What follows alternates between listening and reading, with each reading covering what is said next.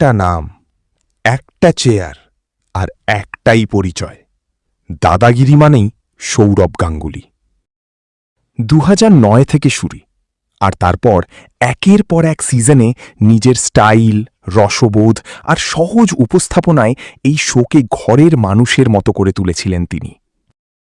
মাঝে একবার মিঠুন চক্রবর্তী এসেছিলেন, কিন্তু দর্শকদের চাহিদায় আবার ফিরেছিলেন সৌরভই। কিন্তু এবার ছবিটা নাকি বদলাতে চলেছে। টলিপাড়ায় জোর গুঞ্জন, নতুন সিজনে দাদাগিরির সঞ্চালকের চেয়ারে বসতে পারেন সুপারস্টার দেব।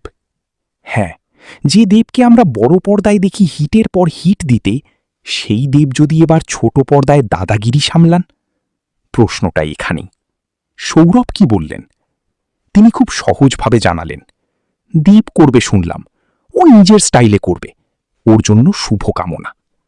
কোনো বিতর্ক নয়, কোনো প্রতিযোগিতা নয়, শুধুই এক প্রাক্তন অধিনায়কের মতো নতুনকে এগিয়ে যাওয়ার শুভেচ্ছা। কিন্তু দর্শকদের মনে একটা প্রশ্ন থেকেই যাচ্ছে, দাদাগিরি কি সৌরভ ছাড়া একই রকম থাকবে, নাকি দেব এনে দেবে একদম নতুন স্বাদ? উত্তরটা সময়ই দেবে, কিন্তু উত্তেজনা এখনই তুঙ্গে।